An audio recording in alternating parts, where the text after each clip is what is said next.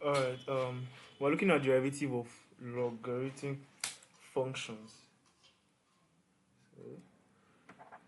Okay, so let me just change this to a brush, then we can start.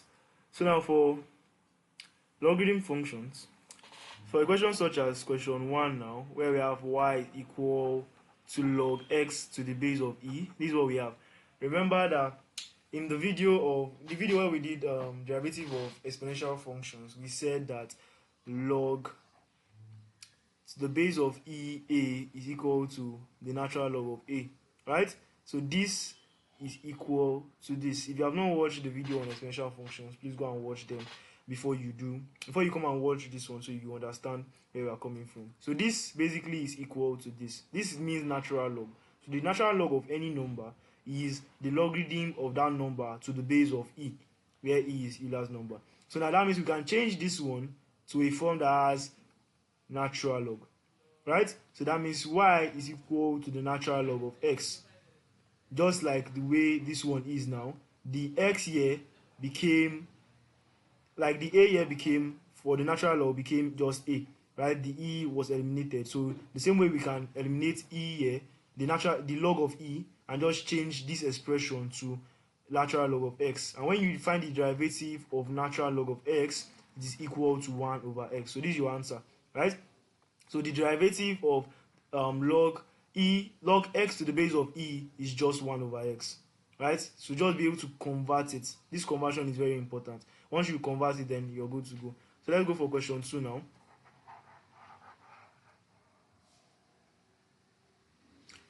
Let's go for question 2. So question 2 now, we have y is equal to log to the base of e to x.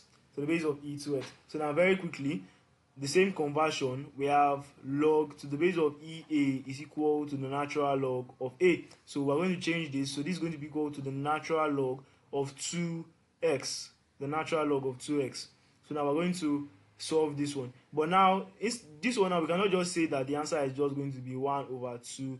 It does not work like that, right? Because this one now, we're not just having only x, we're having 2x. So very quickly, we're going to say let u equal to 2x. So that means y will be equal to the natural log of u. So now to find out the y dx, it will be equal to the y du, because it's the y and u that we have here, multiplied by du over dx, so that when we cancel out the u and the u, we have just the y and the x left, which is what we are looking for. So very quickly, we're going to find the y du.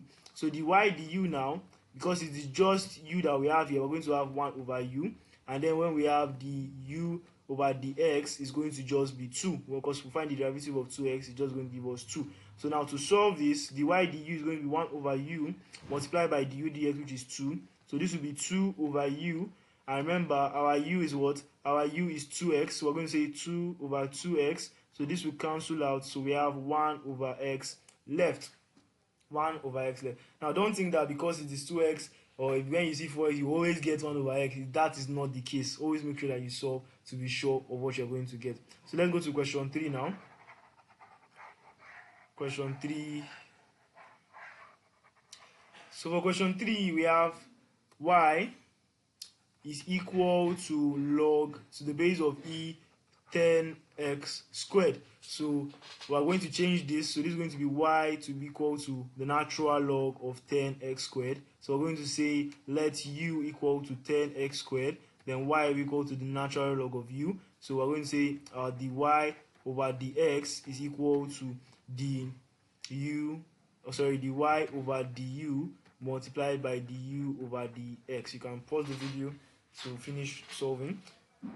Okay, so now for the y dx, the y du, that's going to be 1 over u, and for our du over dx is going to be 20x, right? Because we have 10x squared, and we'll find the derivative is going to be this power 2 multiplied by 10 multiplied by x 2 minus 1. So this will be 20x, 2 minus 1 is 1, so that's 20x.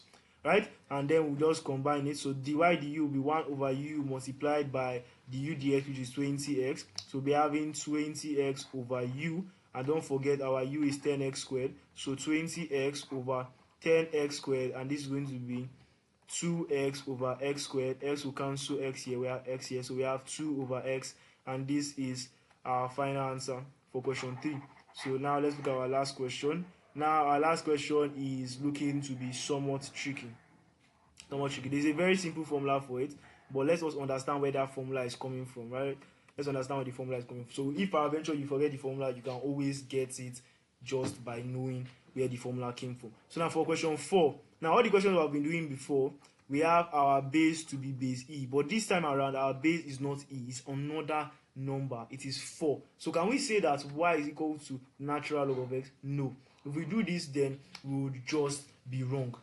If we do this, then we'll just be wrong, because this is not e. It only works when the base is e. So if we add log to the base of ea, it's going to be equal to the natural log of a. But now, since the base is not e, then this cannot work, right? But we are still going to do something. So now, whenever you have log 4x or log 4 any number, let me just explain that. So when we have log ab, it is equal to log a, sorry, not log a, because we want to express it in form of natural log, so we can actually solve it, right? So that's going to be ln the natural log of b over the natural log of a, right? Whenever we have something like this, it's going to be the natural log of b over the natural log of a. This is what log ab means. But whenever we have log to the base of e, which is Euler's number, it's just going to be the natural log of a. This is the reason, right? You know, for this natural log of ea, we have natural log of a. If we want to use this method, it's going to be the natural log of a over the natural log, sorry, this was the natural log, over the natural log of e. And remember, we already said that the natural log of e is 1. You can confirm this from your calculator. Natural log of e is 1. So when you have this, it's just going to be the natural log of a over 1, which is going to be natural log of a, basically. So that's why we do not put natural log of e when we have something like this. But for this case now, the natural log of a is not 1, because a can be anything. A can be 1 or 2 or 3 or 4 or 5. Natural log of 4 is not 1, so we cannot say it is going to be 1, right? So now just understand that concept. So now here we're going to have y to be equal to the natural log of x over the natural log of 4. And the natural log of 4 is not 1, so we cannot just say it is going to be 1. So now that we have something like this, what does it look like? It looks like derivative. So now this derivative that we have now, we're going to say this place, it looks like quotient, Jerry. So we have u here and we have v. So we're going to use quotient rule to solve this. So right, our u is equal to the natural log of x, and our v is equal to the natural log of 4. Right? So we're going to find the du dx. So this is going to be 1 over x, and then the dv dx of the natural log of 4. Because there is no x here, and we are differentiating with respect to x, automatically this becomes 0, because there is no x. If there was x, then the value answer would be different. But because there is no x, this automatically becomes 0.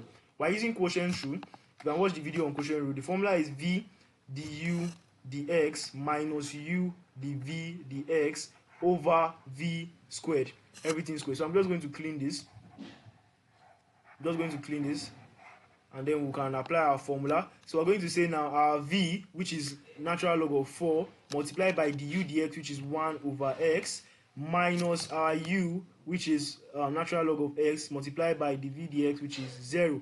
Then everything all over v squared, which is natural log of 4 squared. So here, this one, everything here is just going to change to 0. So we have natural log of 4 over x. So we have natural log of 4 over x. Then everything is over the natural log of 4 squared.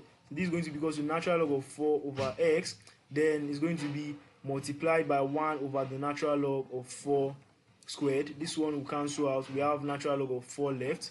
So let me clean this top part so that we can finish our solution. So here we're going to just have 1 over x to the natural log of 4.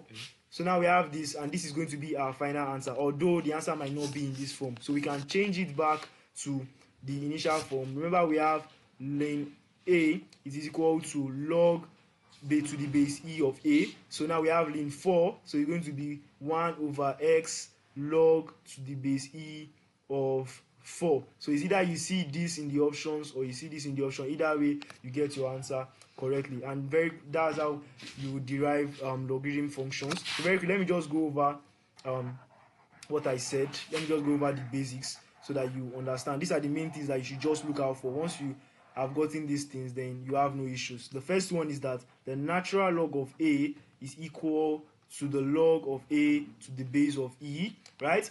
And what this means is that log to the base of e a is equal to the natural log now is equal to the natural log of a over the lateral log of e. E is the base, right? So for this place now, we already know that the natural log of e is 1, so keep that at the back of your mind. So that means the natural log of a over 1, and this is going to be natural log of a. So that's why we don't put it here.